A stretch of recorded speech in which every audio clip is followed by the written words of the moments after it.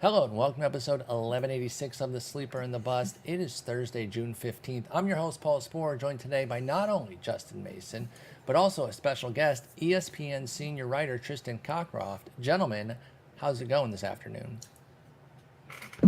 Going quite well. It's a lovely day. It's good to see you guys. Good to talk some baseball with some very, very smart baseball people. It's great to have you on. Justin, how you doing? I'm sweating Tyler Wells right now. That's all I'm doing. Sweating Tyler. I got it on in the background. So for those of you who like me watching Michael Kopech get destroyed live while we're recording, I'm really hoping that doesn't happen right here. Let me ask y'all something. You're going to be happy in a second, by the way. Sorry, spoiler alert. But when you guys don't start somebody, how invested are you in the start? When we don't start someone, let's say it's not just a standard streamer that you don't plan on keeping, but you like him, but you decided to take the start off. How hard are you like, man, I still hope it's good. Like, I kind of want to be wrong so I can trust this guy more, or do you just want to be proven right? And then, for example, if Tyler Wells gets blown up here, you're like, oh, I should have sat him against Toronto. Like, where do you stand? I'll start with you, Triston. When you sit a guy that you like, what's your investment in that start? I'm going to be honest, Paul, that's a good question because I had not thought about that before now. I don't deeply think about guys who I wasn't already on going in, and that's kind of a handful of players a week. So if it's somebody who I wrote bench and evaluate him or watch this guy just got called up, the most recent was Andrew Abbott. Andrew Abbott was one who loved the matchup, widely available. In our game, it was very hard to make the case to use him. So there were cases I didn't do it, and I was rooting for him nevertheless. So I guess I would say I'm still rooting for the guy to do what I suggested, or kind of give me. I don't know. I try to be a positive guy. Yeah, I do too, and so I stay pretty invested. I am the guy. I did not start Tyler Wells. I sat Bradish and Wells, and I've been on the edge of my seat with both, hoping that they're great, and I think it is to earn that trust going forward to where maybe I'm just going to start them more blindly. I think it was a close one at home, and you're just going to get a pickoff here. Sorry, Justin, I'm just going to spoil it because it was an awesome play. That's fine. But yeah, he's going to get out of the inning here with a pickoff. But, at home, I think you can make the case pretty easily, but I decided to take it easy. But I've been dialed in on these starts with these guys. Justin, where do you come out on that? Guys you don't start, but you still have on the team. Are you invested in those starts, or do you focus too much on the guys who are playing? A little peel behind the curtain. I was telling Paul right before Triston came on that I was so frustrated yesterday because I had both Ranger Suarez and Kyle Bradish just sitting on my bench in my league where I'm the top 10 in the overall in the auction championship, and started Daniel Lynch, and started Josiah Gray. So I think it hurts a little bit more when you make a different decision and those guys get hit around on the day that the other guys are doing well, because you get to look at that live scoring on your bench and go, oh, what could have been. But ultimately for me, I like to see them do well because I think that makes the decision to keep them on your roster a little bit easier. That's where I'm at too. Yep. I want that confidence. Although if it goes the other way, maybe then it's an easier cut to. But a neutral start, I don't know. Go ahead, Triston. You know what the other is, Paul? It's league context dependent. In my home points league that you guys know, I've talked about this one for years. That's the one where when I sit Ranger Suarez, it kills me when he gives me a good start. And especially the two start guys, when those starts get shuffled around, especially around postponements, that drives me up the wall. Yes. That's so killer. Yeah. I have that too. So I think in that league, yes, I am thinking about it and I'm aggravated, but I'm probably still rooting for my guys anyway. Yeah, I still do root for him. Here's another guy. This is more from the writing aspect. Hogan Harris. I've talked about, I'm interested in him. I'm keeping tabs on him, but I couldn't recommend people start him against Tampa Bay. I'm not that confident in him yet. But I was rooting for him to go out there and really shove, and he did. So now that adds to my confidence in him going forward, and maybe I do start to get some recos there, although it's always so hard to recommend an Oakland pitcher because the win probability doesn't even exist. But anyway, that was just a little off-the-cuff question there. I was just wondering what you guys were thinking as I watched this Tyler Wells start. Let's get into it. We are talking with ESPN senior writer Triston Cockroft. Triston, unfortunately, the ESPN Fantasy Podcast is no more. We reference it all the time lovingly. Love what Nate and Matthew did, what you and Eric were able to do with the show. It was a staple. He has since departed. What are you doing to fill that time, though? Obviously, writing more. What do you have going on lately since the pod is no longer? I do appreciate that. Also, all the listeners' comments on it. I miss it, but I keep myself pretty busy nevertheless. I mean, my mornings have probably gotten a little bit crazier now than they ever have been. As you know, we do a file called the Daily Notes, which we project each day. We've been trying to incorporate some of the betting angles in that. We do win probabilities. We even provide the lines and recommendations for that, as well as for fantasy, just streaming options, give you guys who are rostered beneath a certain threshold, who are above another one that you want to sit for the day based on the matchup. And what I generally do for that is I feel the projections for it. I put this together with the Fantasy Baseball Forecaster, which is crazy thing. I realized I've written that column now for 22 years. Wow. I love that piece. That's like my baby. That's the one that I most enjoy doing, but that turned into what the Daily Notes is now. We split it out into daily stats. That's incredible. So I'm constantly going into that file, updating rosters, lineups, bullpens, pitching staffs, projected rotations. It's kind of wild. It's a lot of fun, and it keeps my brain going in a different way than it was on the pod. Absolutely. But again, the pod is missed, but obviously you can catch all his work over there at ESPN. And we're going to talk about some players who are rostered pretty low in ESPN leagues that might be worth a pickup. And obviously caters to the 10-team size and a little bit of a smaller roster, so there is more turnover. And I've always talked about how that doesn't make anything easier. It's different. Some people like, being able to stick with a fourth outfielder who's showing some promise, and you can do that in a 15-team league. You got to stick and move in shallower formats. So we're going to talk about some of these guys that are hot lately and if we're trying to pick them up. But let's start with a few news and notes, and let's get into Luis Matos, who's going to debut, or who has debuted already for the Giants. Big time prospect at one point. His star kind of dimmed, Justin, and now he's here. He's coming off a strong start at AAA. High contact guy with maybe a little bit of punch. What are your expectations from Luis Matos this year? I think he's a guy who can make a lot of contact and steal some bases. The power never really quite developed, I think, the way that some prospect guys thought it might. Which is a little unfortunate, but I mean, he hit for some power in AAA. It's Sacramento, which is a pretty good place to hit, and the PCL, which is a great place to hit. So I think he's interesting if you need that speed. If you're behind in stolen bases, the Giants seem to let guys run a fair amount. So at least the ones who can run, which isn't a huge portion of the team. But I like Matos. I just worry he's going to be way too expensive and fat this weekend. Like, he's going to be one of those guys people are going to get overly excited about. Yeah, because he's a former top tier prospect. People are going to see the name. They're going to see he had a decent debut and go a little bit crazy, which is just not what I'm willing to do on a guy like Matos. Yeah, I can totally see that. Tristan, what do you think about Luis Matos coming up? What formats would you have interest in him where affordable? And it's really about being affordable. It's probably the NL onlys. Maybe I can make the case in the 15-team mixed, especially if you're starting 5 outfielders. I like the contact, decent speed. I don't know that there's greatness in him. I mean, that was a brutal 22 that he had in high class A, or maybe it was 21.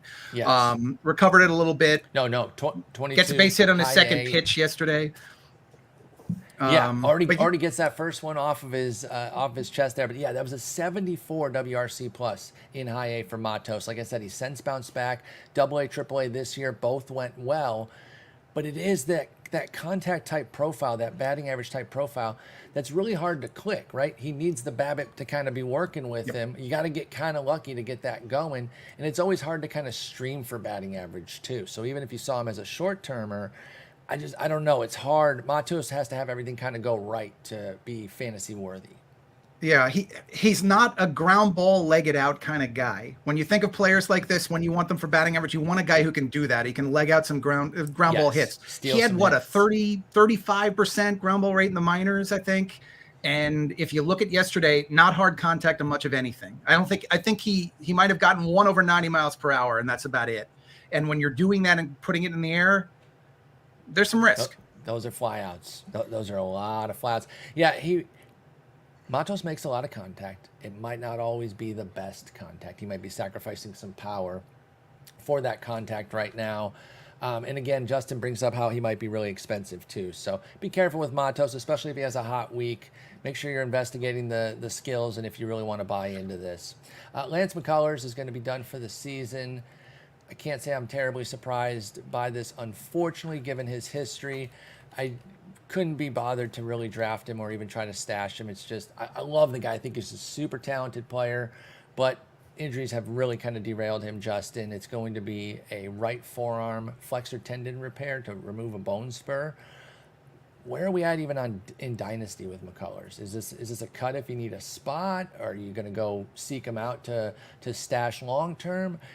This is getting to the point where I think we're at a turning point with his career. Like, do we know that he's going to come back and be effective? Is he even going to be a starter? Where are you at with McCullers Dynasty style?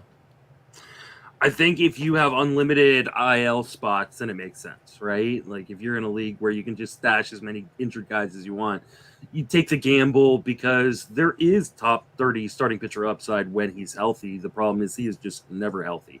And so I think in most formats, most dynasty formats, I'm totally fine just moving on and, filling that roster spot with a guy that is a little bit more reliable. Yeah, I think so too. Triston, would you go after Lance McCullers Jr. in a dynasty format right now, or are you just passing with the issues that we had? Don't forget, y'all, 47 and 2/3 innings last year too. So what are we even going to be ramped up to for next year at age 30 by then too? What do you think, Triston? Since August 4th of 2018, 47 starts. So he's going to go beyond the 5-year mark. Wow. From that, making 47 combined starts. That's it. To give you an idea, it's not dynasty, it's a keeper league. I let him go in a keeper league of mine, and then I redrafted him in the 12th round, and we keep 12 players as well as a whole bunch of farm prospects. So he was already buried in the first place last year with these injuries now, and the fact that this year coming into the season, the Astros seemed to feed us more positive information that was really the truth. I'm not sure how confident I could be no matter what we read during the offseason. I think this is the kind of guy you got to have unlimited keepers. And in dynasties, you do have that, but that's about the only context in which I'd keep him.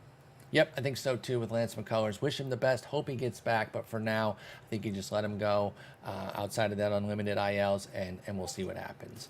Vinnie P, Vinnie Pasquantino, man, this one stings. He's going to be done for the year. Big time blow. Obviously, the Royals are terrible, but big time blow to fantasy folks. That torn labrum in his right shoulder, out for the year. He wasn't exactly crushing it, but I think he was meeting expectations. I've seen some negativity about him, like, oh, Vinnie P's just not really doing it.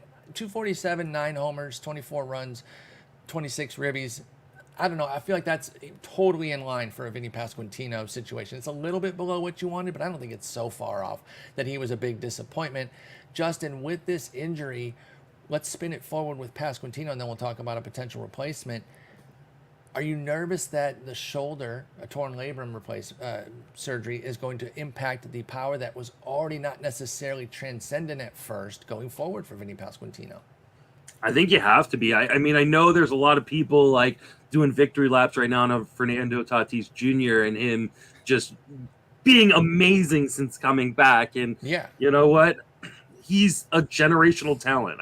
I like Vinnie P a lot. Vinnie P is not a generational talent. And like you mentioned, like he doesn't have prodigious power to begin with, and he plays in that ballpark. He's probably a guy that, unless he's extremely cheap, probably won't be on any of my teams next year. I just won't take the risk. Yeah, I think that's where I'm at as well with Vinnie Pasquantino. Triston, are you looking at Pasquantino as a potential keeper in any format right now, or do you feel the same way that there could be another hit to the already modest power and we're really starting to stretch at his fantasy value, especially on that team where the runs and ribbies could continue to be light too? And I think the price is going to come into play because there was a lot of positivity about Vinnie P coming into the year. So you might not have him at a price that warrants keeping him. That said, if there's not much enthusiasm, I probably will be somebody who's on board next year, just because this is a guy who still has the same skill set, great contact, impressive approach at the plate, and good power. And actually, a lot of the stuff I don't like about him is the park and the team context. It's not him. It's not anything he's doing. And I like the fact that they give him the confidence to bat him second in the lineup. That means at least they'll get a maximum of plate appearances.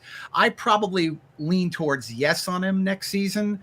And the other little nugget I'll throw out there for people is that because you're losing the Royals, a guy like this who made contact at the level he did, they actually become a very plus strikeout matchup for opposing pitchers. There's great streaming value coming now forward. So guys that are just out there on the waiver wire facing Kansas City, especially in that park, which is very pitching oriented, use them. Yeah, I think that's a great call out there. Another blow to the Royals offense. You can get punchies. We talk about how Washington, you can stream against them, but you're probably not going to get a lot of strikeouts, righties or lefties. They really make a lot of contact. KC, known for making some contact. They take a big blow here with Vinnie P. Let's talk a little bit about somebody who is pretty widely available over at ESPN Leagues. He's about 60% rostered. Jose Abreu. Tristan, let's start with you on this one. He's on fire right now. It's a small sample, but it's like 3 homers in the last 4 games, or maybe 3 games straight. A bunch of multi-hit games.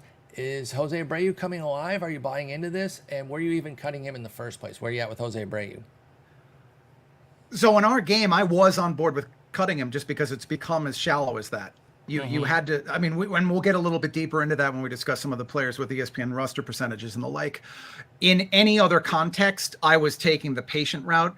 I will admit I don't have a lot of shares. I'm not a huge Jose Abreu believer. I think he is a very good first baseman, the kind of guy who teeters around the borderline of the top 10 at his position. You know that's what you're going to get. I think that's what he has returned to, is he probably feels a little bit more comfortable in his new circumstances. I think things will get better when that lineup gets a little healthier for the second half of the season. Probably not returning to his great years, his career numbers, but solid stats for the rest of the season. Yeah, especially if you're picking up Abreu from here forward, you can probably get a pretty reasonable Abreu facsimile, whereas others, obviously, that have had him all year are kind of working off some of his previous numbers. Justin, are you picking up Abreu in shallower formats? Is he coming out of this, or is this a flash in the pan? Danny Jansen just took Tyler Wells deep, and I knew. I was this actually is kind just, of looking at you for your reaction. Oh man, I'm there with you today, Justin. I've got him in the points league I referenced, so I'm grumbling behind the scenes with you. I have Danny Jansen in a couple spots, but not in my lineup because he was on the IL to start the week. So that's, yes. Does that not drive you crazy? Yeah, those kill me. At least he got 7 punchies right now. It's only 2 runs and 4 1/3. He's still doing well. If he can get out of the 5th here, and then we'll see where he's at on pitches. Quality start. Get the quality start. Obviously, you want that. At 78 pitches, if he can get out of this pretty quickly, I think he's back out for the 6th, Tyler Wells. But yeah, Justin Abreu, is he coming out of this? You picking him up in shallower formats where he's available? Yeah, I think so. I mean, that park is tailor-made for him, right? Like, he can just pull that power. Like, one of the reasons I really liked him coming in the season is, like, you knew you were at least going to get decent average and a lot of counting categories hitting in the middle of that Houston lineup. Houston lineup's been a little bit disappointing. Now it doesn't have Jordan. He hasn't hit for average and hasn't hit for power. So I totally understand if you dropped him, but I think now's the time to pick him back up and at least ride it for a little while. I mean, he is, my age, so like at this point, like, that's ancient in baseball terms. So I wouldn't be happy if I was a Houston Astros fan in terms of the long-term contract they give him, but as a fantasy manager, I'm totally fine picking him up and rolling with him for right now. Yeah, I think we see where this goes here. Even if you weren't a believer coming into the year, if you can get Abreu now as a waiver pickup, that makes some sense. I think we should mention that they don't use the CI, the corner infield position, at the ESPN default roster, right, Tristan? That's correct. We only have that in the custom game. That's why, guys like Abreu can get cuttable pretty quickly, especially when you're talking 10 teams. Let's shift over to some more players here that are rostered pretty low, which means they're super available, and there is the streaming hitters has become a more popular thing. So we're going to talk about the viability of some of these guys in ESPN formats, and I want to start with Nolan Jones out in Colorado. Obviously, anytime you can get a piece of the Rockies, it can be exciting. Of course, he brings with him a lot of swing and miss. Tristan, with Nolan Jones, is he somebody that you try to stream in shallower formats like the ESPN roster, or is it 3 outfielders just too shallow to find room for Jones outside of weeks where they're going to spend it at home? So the first anecdote on Jones is that's just representative of my Tout Wars team's bad luck this season is that in a roster crunch, I had to let him go there earlier in the season when they demoted him. Was not happy about that. Man. Good player, sleeper, who I wanted to keep around the entire year. I think because he is a Rockies hitter, he does have appeal in ESPN Leagues from simply the streaming perspective. Now, I know he's hitting on the road okay so far. Very small sample, granted. But a player who has 3 true outcomes leanings at cores, you get credit for the walks, you get credit for the power, and it's got that spacious outfield, which helps with extra base hits. Jones can be a pretty useful guy when he's at home. And I think that he's going to be readily out there for you anytime that the Rockies return back home. Yeah, and sneaky 4 for 4 on the base paths for Nolan Jones as well. Justin, next week at Cincy, Coors Light, and then back home against the Angels. Do we like Nolan Jones for a Shallow League stream next week, even though half of it's on the road since it's such a good venue?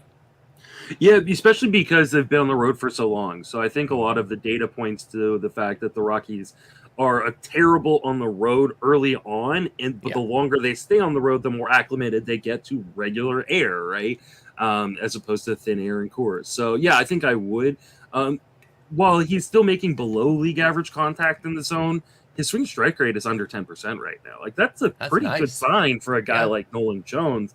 Who definitely has power and even shown a little speed, weirdly enough. Yeah, I think he's a guy that I would you definitely want to roll with the punches with him because he's going to get hot and cold, and you may want to drop him when he's cold. But I have no problem rolling with him, especially right now while he's hot. Yeah, Quick note for you. He's got 2 at least currently projected lefties in the Cincinnati series. I still think he plays in those games, and the park factor bumps him up because the grades are extremely good for next week. And Nolan Jones has been playing more against lefties. I might just bat lower in the lineup. Like yesterday he batted first against a righty. So he might go lower in the lineup, but he does play against lefties and the ballpark in Cincy. And not just the 4 for 4 at the majors on the bases, 5 for 5 in the minors. So Nolan Jones 9 for 9 on the bases with 16 total homers between AAA and the majors. Looking pretty nice out there. Definitely available in shower formats, and I think worth a pickup. Let's talk about Cabrera Hayes at 21%. Obviously, the lack of a corner can raise the bar pretty high, especially for somebody that doesn't have a ton of fantasy relevant skills. But we are seeing things pick up a bit where the power is now matching some of the speed. Now, he is 7 for 12 on the bases. He already has as many caughts as he did last year, so they might slow Cabrera Hayes down. But he has 4 homers, 7 steals, 261 average. Is Cabrera Hayes starting to hit your radar for shallower formats, Triston? He is, but this guy drives me crazy just because he can be incredibly streaky. He's injury prone.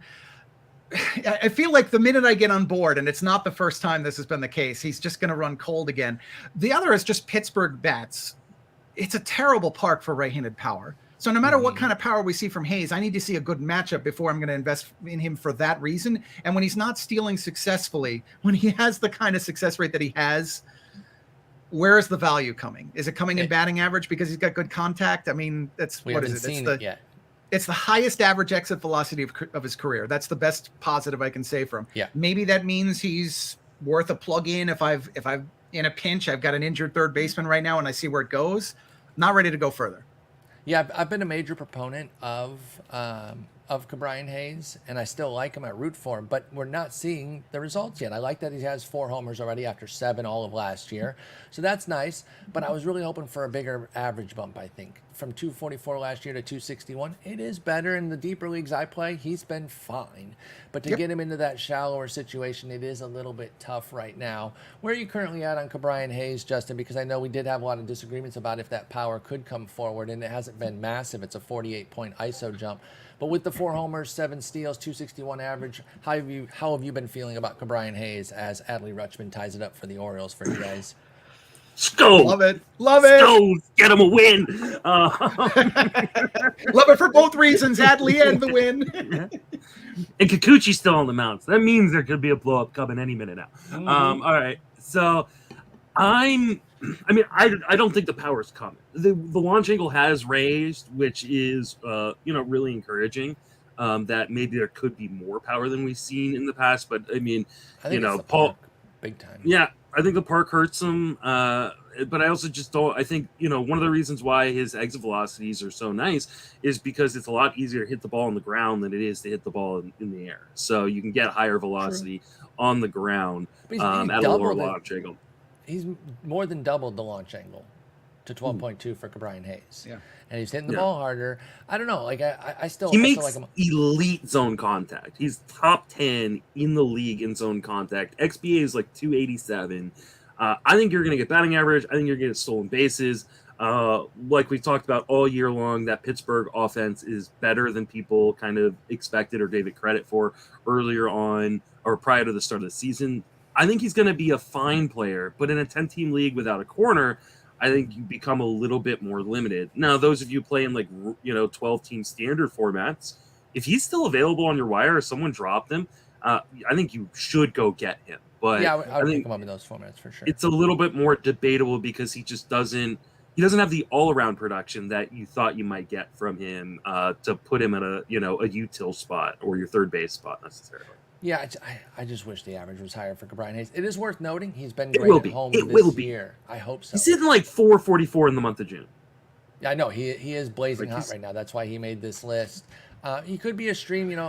I can't think of anybody that just recently has gone out at third base. But if you were going in for an injury fill-in, I think that's probably where you'd mostly find yourself looking to maybe go to Hayes in a shallow format. I wouldn't actively seek him and cut somebody else. And probably going to be a similar case here with Ezequiel Duran, Triston. He's been playing well in Texas, but getting a piece of Texas's offense is nice. I'm curious, how's their park been playing these days? Because I know it's trended pitcher friendly, but I know that offense is just good. So I don't know, is the park changing at all? But anyway, if you can pull that as well as Ezequiel Duran thoughts, I'm curious if he seeps into your shallow league consciousness at all, or is he just deeply going with his 8 homers and 3 steals and 295 average? So as far as this year for the Rangers, it's actually playing actually noticeably above average for offense this season. And this is going from the Baseball Savant park factors. Okay. Just this season, it's currently 5th, but it's got a 105 overall factor. 133 for home runs. That surprises me a little bit. Me too, because that's what I said. I had thought of it as, a little bit pitcher friendly lately, and so I love the lineup, but do I love the context? The context is looking better. They haven't turned on the AC yet, so the wind. Two things on that though. Rangers have been extremely fortunate on batted balls this year. Their offense has been getting a lot of very positive outcomes, and with park factors, the sample sizes get a little bit shaky. This is about the point that we were in the 2020 60 game season, and the park factors for that, you saw how they were a little variable. So just be careful. We didn't care about those. Yeah, so it's playing that way doesn't mean it will play that way. So then let's spin it back to Duran, who is more of a lefty killer, 925 OPS against them, 799 against righties, 8 homers, 3 steals, 295 average. Is that enough to crack your lineup here for Texas, since he plays with Texas? Sorry. Yeah, and getting into our context for this, I don't see a path for him to get into a standard ESPN lineup. Do I see a path for a 12-teamer? Probably not there either. I think he is the ultimate guy who in the previous ESPN game where you had a standard 12-team mixed roster and you could add drop daily and there was no cap on your offense in terms of pickups, I'd pick him when he was facing a pitcher who's home run prone or contact prone, because I see some nice things. For example, I just said with the park factors, the Baseball Savant page, when I go to a Baseball Savant page and I see a lot of red, I feel pretty good. That's Duran. That said, he's got a couple of very key blues, which is what you don't want. And that's everything having to do with plate discipline. Yep. And that is a concern. That leads to a lot of streakiness for a player like this. And it also, on a team as good as the Rangers and who already have regulars, it means playing time becomes a little bit of a question. No, I think that's totally fair to point out with Duran, and that could breed some streakiness. Justin, where do you stand on Duran shallow, but also mid leagues? I'm curious where you think on him. Is he creeping into the 12s, if not the 10s? Because I tend to agree with Triston on the 10s, and I think you're probably there too. So I wonder where you're at with Ezequiel Duran in the mid leagues, where I still think he has availability as well. 67% rostered at Yahoo. The nice thing about playing him in a league that has a short bench, which ESPN leagues do, a lot of home leagues do, is he's got that eligibility, right? Like he's eligible everywhere, which like is the perfect guy to put on your bench, even in a 10-team league, because he just covers, especially if you're in a daily lineups format, right? Because he can cover so many spots for guys who have days off, teams that have days off. But that being said, it's really hard to hold on to a guy like this, especially when I'm so worried about the underlying contact skills. Like, yes, the batting average has been great. There's been power. There's been some speed, but 80% zone contact is around 136 among Major League Baseball players this year. That's not good, and he swings outside the zone a lot. Like, I love the average we've gotten, and if you bank these stats, just be grateful, because I know I have in a few leagues.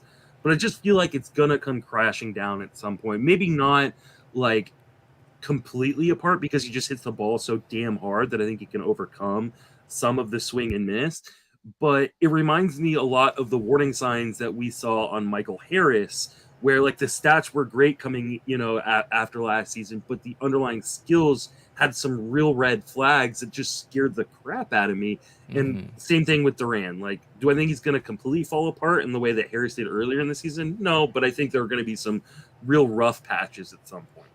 Yeah, and that's, I think, what makes Duran so perfect for deeper leagues, because you can withstand those, either benching him or even just keeping him in the lineup to get the occasional homer and steal that will still occur during that time, and ancillary runs and ribbies by being part of a good team. I don't believe he's going to hold a 132 WRC plus the rest of the way for Ezequiel Duran. Let's talk about a guy that I really like, but he's only 10% rostered at ESPN, and I get it, because he's pretty all or nothing, and we're going to get back to the Pirates, but we're going to talk about them from a left-handed perspective, Triston, and I wonder how PNC plays. For Jack Suwinski, he's now playing more against lefties, so the playing time isn't as much of a concern. Yes, he's hitting 249. That is the glaring issue, but a 15% walk rate keeps him on base a ton at 364. 15 homers and 6 for 7 on the base paths. Shouldn't Jack Suwinski be more than 10% rostered in ESPN formats? I am with you. He should. I think he is one of the more underrated players out there. And I think that extends beyond just the ESPN standard game. And I understand why in our format. I don't think any casual player in our game was expecting very much from the Pirates. Exactly. And especially not from him of any player. But if you look at what he's done this year, a little bit more elevation. Granted, he's given up some strikeouts for it. A lot of power. I mean, very good raw power metrics. This is turned into a three true outcomes kind of guy. Yeah. And as you mentioned with the park, yes, it's a little bit more favorable for left-handed than right-handed hitters. It's not a great park for left-handed power, but it's middling. I'd say it's very much a neutral park. You look at the 3-year numbers for homers. It's actually, I had it a second ago. It was right around 100 last I checked. Okay. And that with Suwinski's great power, he's not going to be hurt by that. Then he'll feast on a neutral park. Yeah, and in his case too, that's another one that you can mix and match. I actually just added him because the guy I had wasn't playing, and I needed Suwinski just to fill in based on that day. So, like right there, I probably boosted up some of the ESPN roster percentage myself. Yeah, there you go. He also, interestingly, with putting in some of the Daily Note stuff, the Pirates actually play him a lot against lefties. He's not good against them, but they look at him as a regular player. They think he's important enough to hit in the middle of that lineup. That's another big plus. I agree. And I really like that about Suwinski is the extra playing time there. Maybe he can improve, and if they're trying to let him figure it out on the fly, we ask teams to do this. This is the downside of it. So we can't really complain too much, because when they give up on the guy, we say, oh, you didn't even let him try against lefties. Teams usually know, but hey, they're at least trying it with Suwinski, and he does have 3 runs, 4 ribbies, and a steal against them, and those ancillary numbers can help, especially in the deeper formats. Over at Yahoo, he's 44%.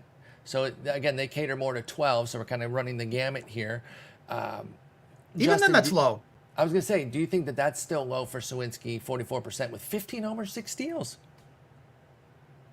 So what do you think, Justin? Would you picking him up then? If you ever wanted proof that reincarnation exists, I mean, this is Adam Dunn, right? Like, this is like, I mean, I know Adam Dunn's not actually dead, but like, this is like the career of Adam Dunn. In case anybody was worried. Yeah. So,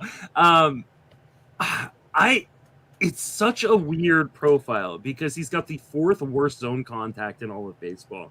but he swings outside of the zone less than 20% of the time. He is just like that prototypical, like, I'm going to swing and miss, but I'm also going to get a crap ton of walks, which really helps offset things if you're in on-base percentage leagues.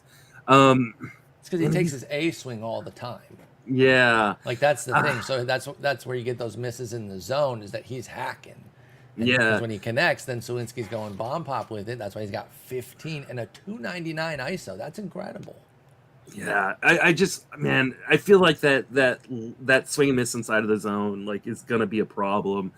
But he's going to have such hot streaks that, like, it makes up for it. So it's a matter of whether or not you can ride the waves. And I think in those leagues like Triston's head-to-head points league, that's going to be really, really frustrating. If you're in a roto league and kind of set and forget it and look at the end of the line at the end of the season and go, okay, yeah, he didn't help my batting average, but in a year where power is really hard to get, he gave me a crap ton of power, then I totally get it. I feel like, but those of you who play head-to-head leagues, man, this is the kind of guy that can make you win or lose your playoffs. And those can be really, really frustrating come playoff time. So he's not necessarily the guy I want on my roster come playoff time, unless I really, really need a boost. Yeah, it's like nobody's good every single week, right? But we do, from a head-to-head points standpoint, but we do know that certain guys are definitely more volatile than others. And, of course, the 3 true outcome profile tends that way. And, because when it's not working, they might be still taking some walks, but they're striking out a ton. And that average is just hemorrhaging. But right now, I think Suwinski's under-rostered in all of the shallower formats. He is 100% at the main event. I just think he's too good. That's 15 team, of course he's going to be. But I think he's too good right now to be that lowly rostered. Let's shift over to the mound. Let's talk about somebody we mentioned earlier. Did have a good start yesterday that on Justin's bench, unfortunately. It is Ranger Suarez. He's 24% rostered. Triston, is he doing enough to kind of get back in the good graces of fantasy folks, or is he still a little too sketchy to be much more than a streamer over at ESPN, which is just the 9 P spots, right? Or is there SP? It's no, it's 7. It's 7, and it's not any specific to starters or relievers. 7 and all P. Okay. And what's interesting enough is that I haven't found it's as beneficial this year to go heavy on relievers. I used to make sure I had a relief pitcher in every non-starting pitcher spot. Like, if I didn't have a guy actually physically pitching that day, it would be a relief pitcher. It hasn't been as beneficial as I expected. It's hard to do on the 7-man context. Suarez fits in that weird group of pitchers who's kind of in between. He's not quite a strong streamer because he doesn't fit all the matchup specs. Yep. But he's also too good to just be freely out there. So in our game, unfortunately, players like this don't have much meaning. I don't see Suarez getting onto our radar. I do see him belonging on the radar of 12 teamers, and that's where you should be picking and choosing the offenses he plays. Not so much the matchups, it's the offenses that he plays. You want to have him more often than not going against weaker teams. And if it's 15 team, I think he's probably routinely in your lineup unless it's a Coors week. Yeah, and he's only 26% at Yahoo, which again caters with a couple extra teams at 12. And so then I'm curious how that's going to look for next week when Ranger Suarez sets up with a 2-step, Justin. He's going to be home against Atlanta and the Mets. Should those shallower formats be streaming Ranger Suarez next week? Tough matchups, but both at home. Justin, we're going to do the same thing that I just did this week. I'm with you with Ranger on the bench. Tell me what to do. Oh, man. If it wasn't Atlanta, because Atlanta's so good at hitting left-handed pitching, I'm probably passing, and I'm probably going to regret it because he has been really, really good over his last 4 starts, including some really tough matchups. But I don't know that I can risk it. I think it'll depend on like your other options. What if I told you last 30 days, Atlanta 287 WOBA against lefties? I'm in. Let's go.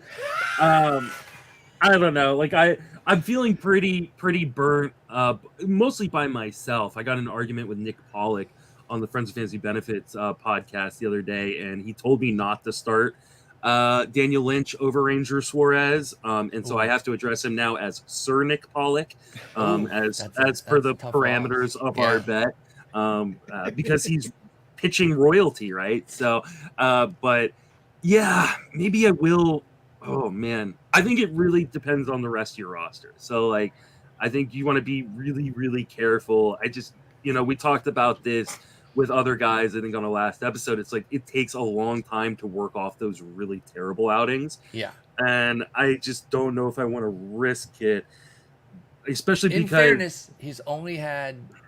Never mind, he's had 3. Never mind.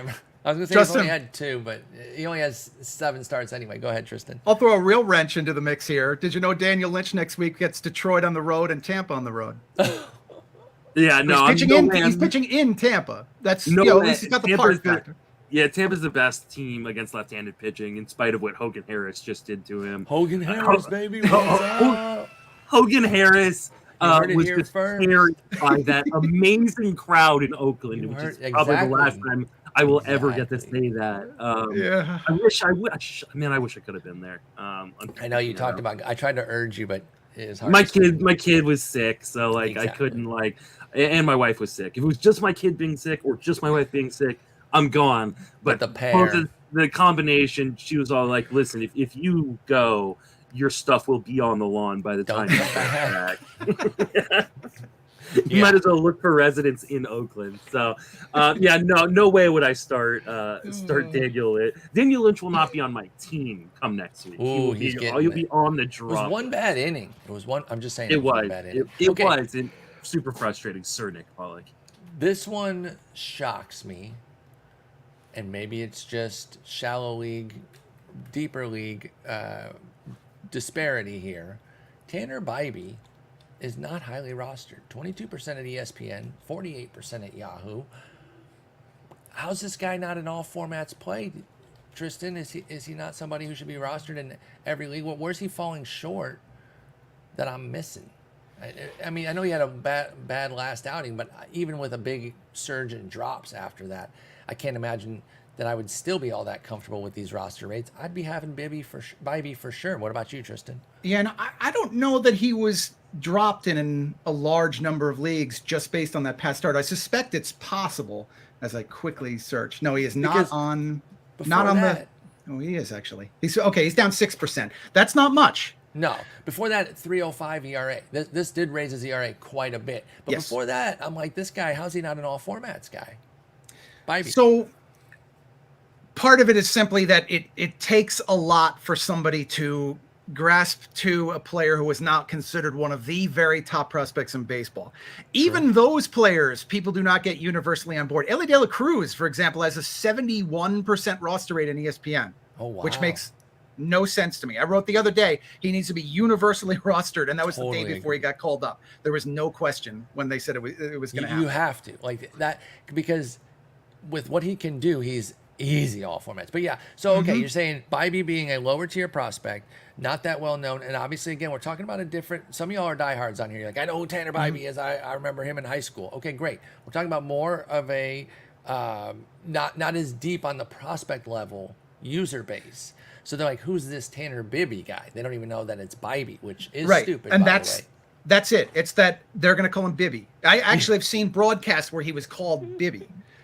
Bibee, people, it's Bibee. It is, and you need to know him because the two guys that this reminds me of, he did soar up the prospect ranks. It's not that he wasn't ranked. He reminds me of Christian Javier and Josiah Gray from this regard. That it was a year of minor league excellence that pushed Bibee up, and I don't think people get on board, at least in a standard shallow mixed league, as quickly as they need to. And that presents opportunities for us. I love this guy's stuff. I love the confidence the Guardians had in keeping him in that rotation when they had the crunch a couple of weeks ago. I don't think he's an elite pitcher the rest of the year. There'll be some adjustments, and you want to be careful of the tough matchups. But I like the guy. I think I actually just wrote for this weekend. I think he has a rebound outing. And he's in Arizona. Yeah. I think so too. And going to Arizona, that's a good team. I respect the Baby Snakes quite a bit, but I'm not as afraid to take my pitchers into Arizona because it's not a terrible place to pitch. And I believe in Bibee, and I fully believe in Cleveland. So you throw in a quality prospect with Cleveland, I'm all the way there. Justin, where are you at on medium-sized leagues with Bibee? Should he also be heavily rostered there? Obviously, if you agree that he should be in shallow, then he should be in middle. Where are you at on Bibee just generally?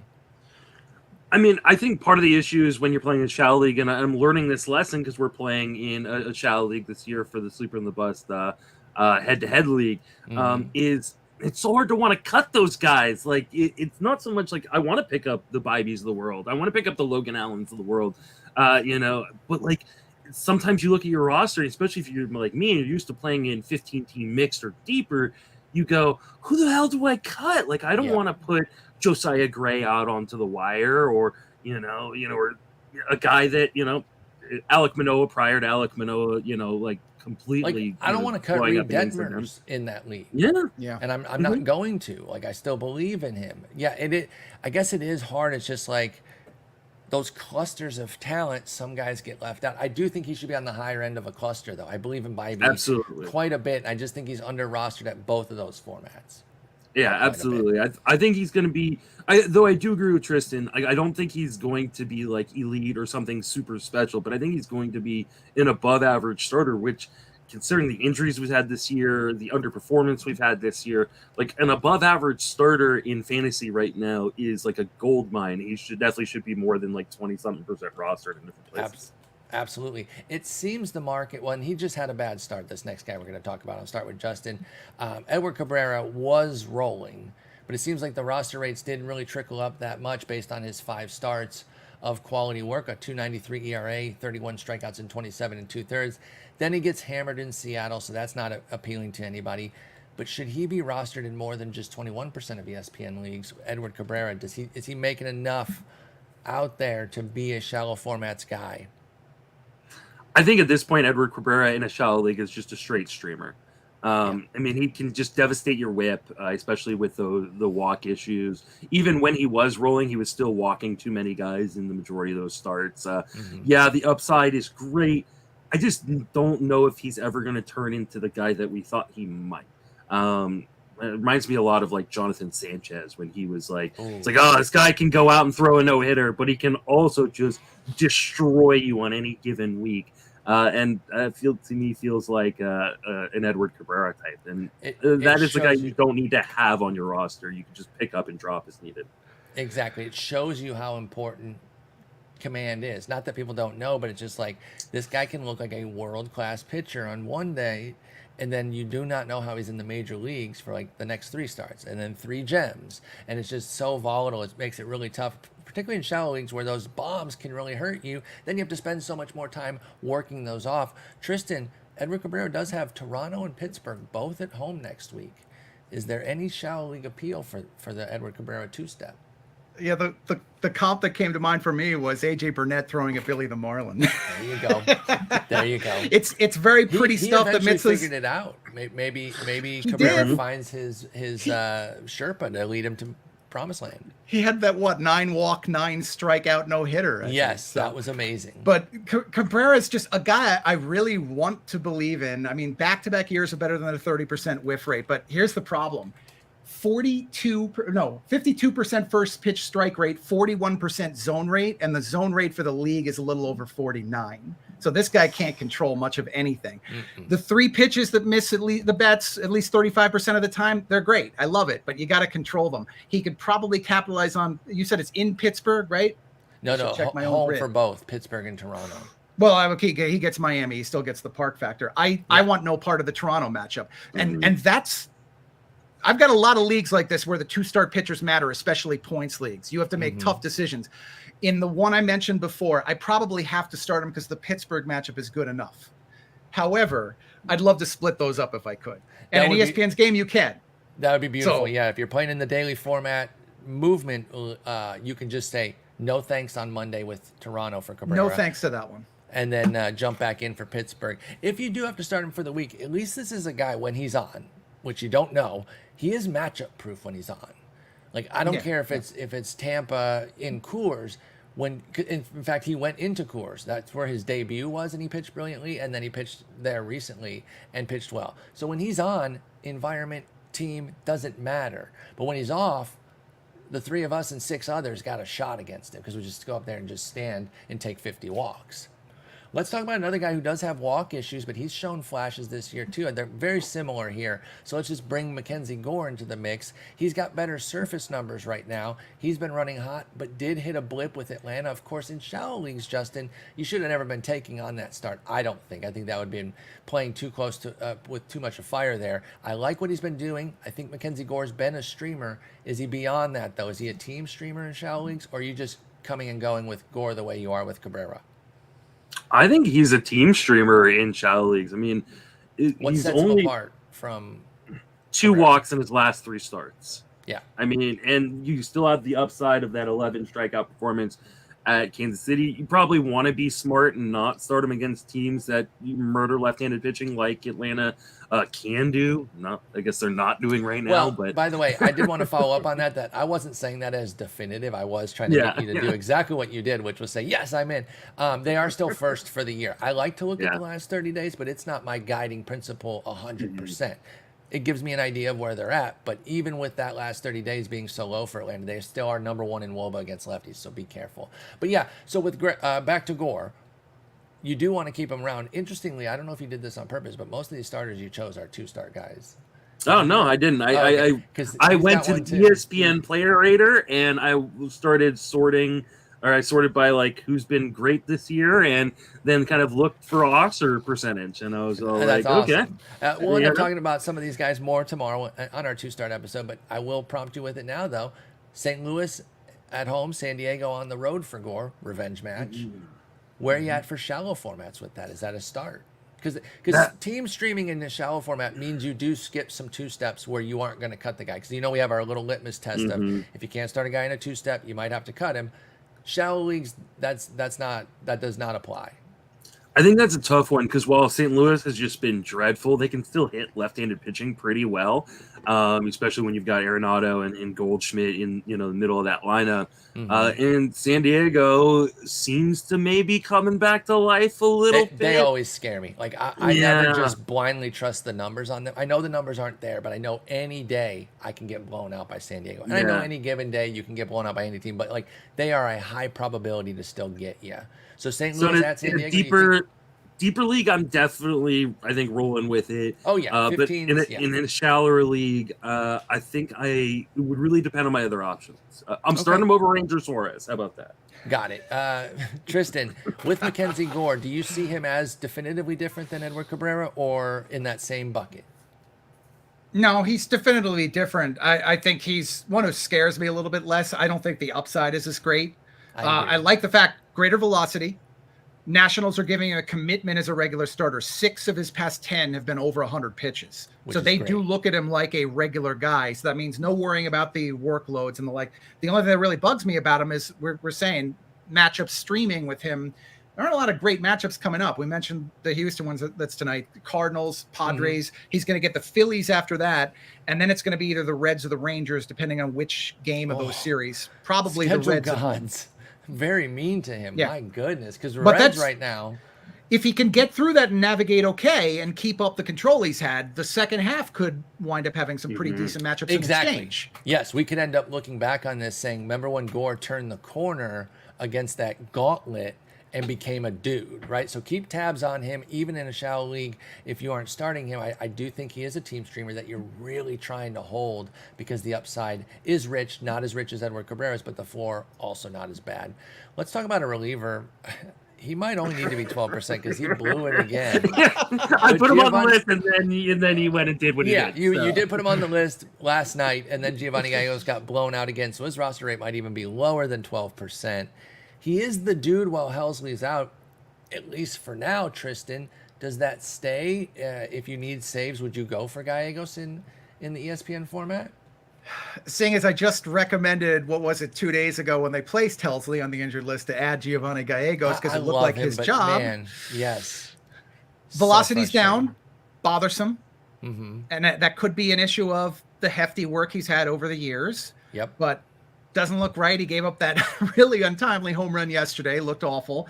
And then my mind goes next to who else is going to close if not for him. And then my mind next goes to, does it matter? They're the worst team in the National League, but shouldn't they be better than this? So my mind is twisted in all sorts of different directions with Gallegos. I'm probably going to forgive him and give him a little bit of rope here, but he's certainly not a top 10 closer. When you're not that, it's hard to make the case in a shallow mixed league.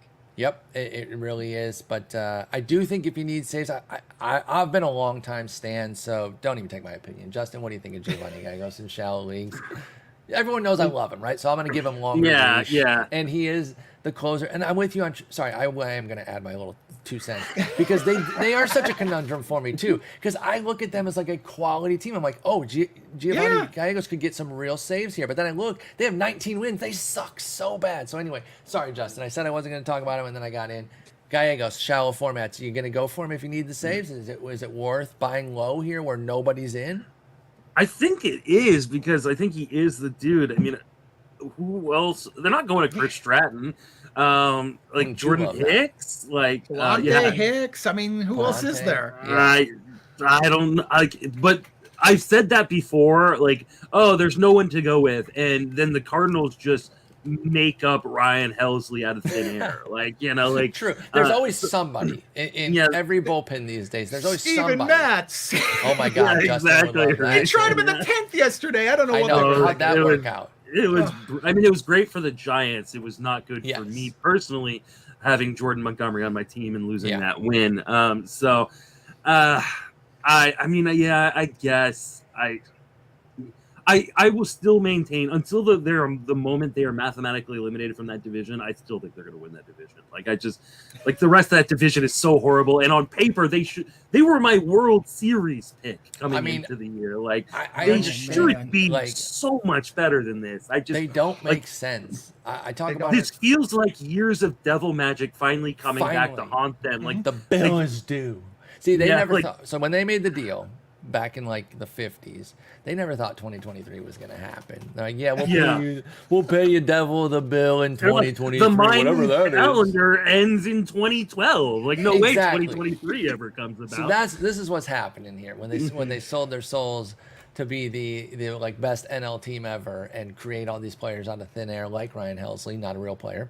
But yeah, the bill has come due because I still don't look at this team anywhere near 27 and 42. I think I said they don't have 20 wins. They don't have 30 wins. They have 27 right now. But anyway, so yeah, I do think if you need saves, though, I think they're going to continue to trust him. They've gone back to him so many times after blowups. I do think Gallegos will be the guy. And in shallow leagues, there's going to be guys out there, but who do you really want? Do you want to keep playing in Colorado's bullpen or any of the other crap teams' bullpens? If I'm going to play in a crap team's bullpen, it is still going to be St. Louis because until they're like 15 back, I'm not, this is a horror movie villain here.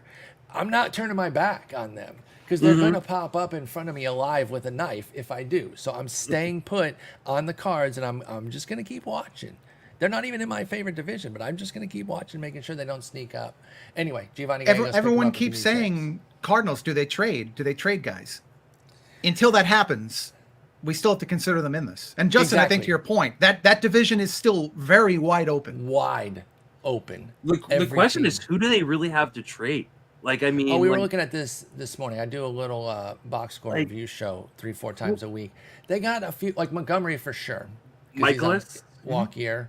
I think you could look at maybe Michaelis has 2 more years at 18.5. So I think that might be a tough sell. Same with Matz at 12.5 for the next 2 years. You could look, I think O'Neill, even though his contract isn't coming up, I think he would be on the table. Get him out of there.